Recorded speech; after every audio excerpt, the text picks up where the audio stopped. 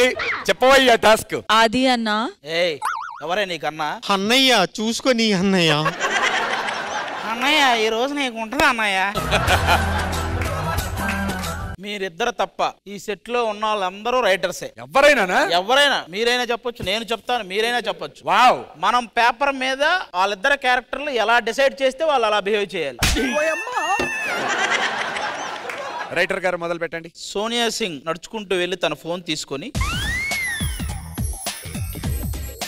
Camera mode on చేసి selfie పెట్టుకొని, ఎందుకు నన్ను ఇంత దరిద్రంగా పుట్టించావు దేవుడా, నెక్స్ట్ జన్మలోనైనా నన్ను మంచిగా పుట్టించవచ్చు కదా. సిద్ధుగాడి దగ్గరికి వెళ్ళి, నీ బతుక్కు నేను కావాలారా ఎదవా, నీ బతుక్కి నేను కావాలారా ఎదవా ఎదవా అనగానే సిద్ధుగాడు రియలైజ్ అయ్యి, అవును దీని బతుక్కి నేనేంటి, నా రేంజ్ చాలా ఎక్కువ అని ఫీల్ అయ్యి అక్కడ నుంచి నడుచుకుంటూ ముందుకు వెళ్లి మెట్లు దిగుతాడు. నీ బతుక్కి నేనే ఎక్కువ. అలా కిందికి వెళ్లి తన వెతుకులాట ప్రారంభించాడు. వెతగ్గా సిద్ధుకి ఆ లోపల కంటెస్టెంట్ తులసి నాయక్ కనపడింది. అలా వెళ్ళి తులసి నాయక్ ని హఠాత్తుగా చేతుల్ని పట్టుకుని ముందుకు తీసుకువచ్చి వెంటనే అటువైపు నుంచి ట్రాలీ కెమెరా దగ్గరికి వెళ్ళి, ఖాళీ కెమెరామెన్ దగ్గరికి వెళ్ళి, నాకు ఈ ప్లేస్ ఇచ్చి మీరు నా ప్లేస్ లో కూర్చుంటారా, నాకు ఈ ప్లేస్ ఇచ్చి మీరు నా టీం లీడర్ స్థానంలో కూర్చుంటారా.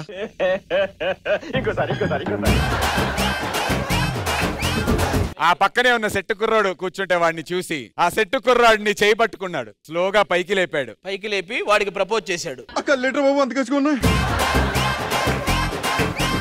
మెల్లిగా దగ్గరికి లాగాడు. లాగాక, నీ మొహం చూస్తుంటే సోనియా కంటే నువ్వే అందంగా ఉన్నావరా అని హఠాత్తుగా కౌగిలించుకున్నాడు. సోనియా కంటే నువ్వే అందంగా ఉన్నావు. ఇదే అదునుగా చూసిన సోనియా దగ్గరికి వెళ్ళి, ఛీ నువ్వు ఇలాంటి వాడివా, ఛీ నువ్వు ఇలాంటి వాడివా, నీలాంటి వ్యక్తినా అది నేను తప్పుగా అర్థం చేసుకుందని హఠాత్తుగా కాళ్ళ మీద పడి, yes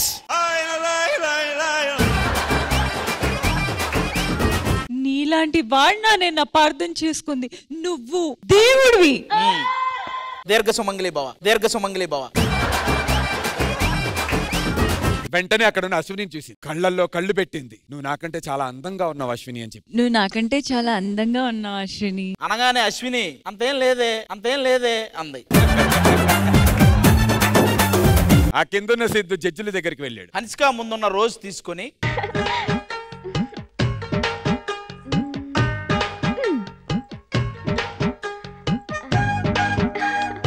హన్సిక గారితో చెవులో పువ్వు పెట్టించుకున్నటువంటి సిద్ధు, నేను ఈ పువ్వు ఒకేలా ఉన్నాం కదా అని చెప్పి ముగ్గురు జడ్జిల్ని అడిగాడు. మాస్టర్ నేను ఈ పువ్వు ఒకేలా ఉన్నాం కదా మాస్టర్. కట్ మాడ్యులేషన్ రైటర్ కి నచ్చలేదు. మండుతున్నట్టుంది.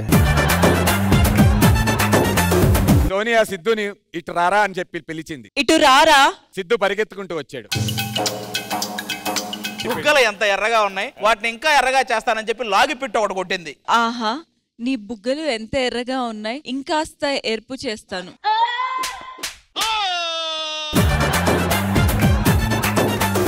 అని కొట్టి సోనియా సింగ్ కిందకి పరిగెత్తుకుంటూ వెళ్ళింది సోనియా. గోపి దగ్గరకు వచ్చి, గోపి ఈ వయసులోనే ఇంత అందంగా ఉన్నావంటే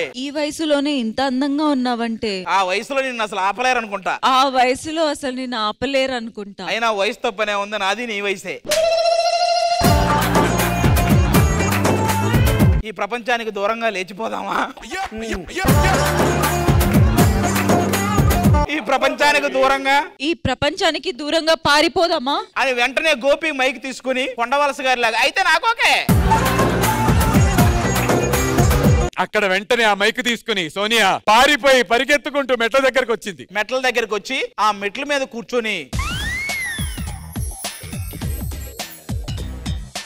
బాబు కొంచెం అందం ధర్మం చేయండి బాబు అనగానే ఎదురుగా ఉన్న సెట్ బాయ్ పరిగెత్తుకుంటూ వచ్చి ఆ మైక్ తీసుకొని, అందమేంటి నీకు నన్నే ధర్మం చేస్తా తీసుకో. అందమేంటి నీకు నన్నే దానం చేస్తా తీసుకో. వెంటనే సోనియా మైక్ తీసుకొని, వాహ్ ఇన్నాళ్ళకి నాకు సరైన మగాడు తగిలాడు. వా, ఇన్నాళ్ళకి నాకు సరైన మగాడు తగిలాడు. నువ్వు సెట్టు, నీకు నేను సెట్టు. ఇక పద. పైకి నడుచుకుంటూ స్టేజ్ మీదకి వచ్చి సిద్ధు పక్కన నిల్చుంది. సిద్ధు దగ్గరకు వచ్చి సిద్ధు కాళ్ళు పట్టుకొని, సిద్ధు నన్ను క్షమించు, ఇన్నాళ్ళు నిన్ను చాలా సార్లు కొట్టాను, తిట్టాను, పని మనిషిలాగా చూసుకున్నాను. నన్ను క్షమించు, ఇన్నాళ్ళు నిన్ను కొట్టాను, తిట్టాను, నిన్ను పని మనిషిలా చూసుకున్నాను. డైలాగ్ తప్పైనా ఫీల్ బాగుందండి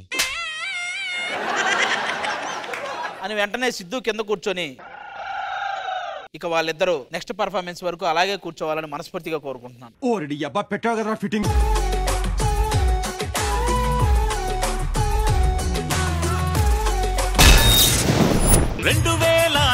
వరకు చూడలేదే ఇంత సరుకు. సోకులతో వచ్చేసింది, సూదులతో గుచ్చేసింది, చినుకులతో చిందేసింది, జివ్వంటూ లాగేసింది. ఈ గెటప్లేంటి? రెట్రో గెటప్లు. ఇది రెట్రో. ఈడే ఏదో కేపీఎస్బి మెట్రోలో ఉన్నాడు. అన్నయ్య అన్నయ్య అన్నయ్య అన్నయ్య తమ్ముడు అన్నయ్య అన్నయ్య అన్నయ్య డీలో నాకెవరినన్నా ఒక అమ్మాయిని సెట్ చేయి అన్నయ్య. అన్నయ్య కట్టుకోవడానికి గోచి లేదంటే తమ్ముడు వచ్చి టోన్ జీన్స్ అడిగాడంట. నీ చేతికి ఏమైందయ్యా? అది ఇదేదో ఏంటి ఇలాగే? మొన్న కుక్క కరిచింది, బొడ్డు చుట్టూరు 14 ఇంజక్షన్లు వేశారు. కుక్కకా? కరిచిన కుక్కే పైన పడి నవ్వుతుంటే నన్ను ఏం చేయమంటారు సార్? కాదని ప్రాక్టీస్ చేసినప్పుడు ఏం చెప్పరు ఎందుకు మీరు? ఇంతకీ మీరు వచ్చారు కానీ మీ రెట్రో భార్యలు ఎక్కడ ఉన్నారయ్యా? వస్తున్నారు చూడు. ఏరి రావోయి చందమామ మా వింత గాథ వినుమా, రావోయి చందమామ. కాదు, నాకు ఎప్పటి నుంచో డౌట్, ఏంటి మీ ఇద్దరు భార్య భర్తలు అన్నారు, ముద్దు ముచ్చట్లు ఏమన్నా అయ్యాయా మరి? ముద్దు ముచ్చట్లు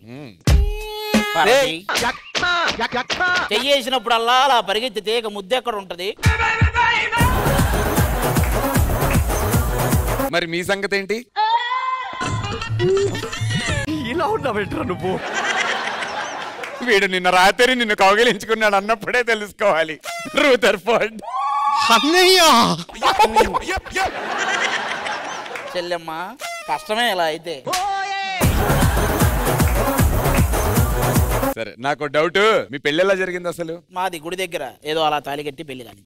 అదేంటండి, మమ్మల్ని అడ్డంగా దొరికిపోతే మిమ్మల్ని చెట్టు కట్టేసి కుక్కని కుట్టారు కదండి. ఎందుకురా నా జీవితంతో అట్లా ఆడుకుంటావా?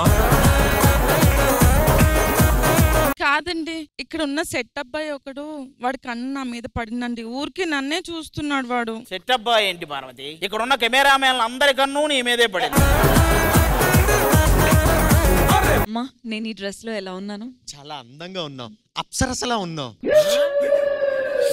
ఏమైంది అన్నయ్య? ఏంటయ్యా తోలుతున్నావు? ఇప్పుడే వాడి కళ్ళు కాకులు మింగి వెళ్ళిపోతున్నాయి. ఫైనల్ గా వెళ్ళేటప్పుడు ఒక్కసారి వాడి చేత అన్నయ్య అనిపించరా? అన్నయ్య అన్నయ్య అన్నయ్య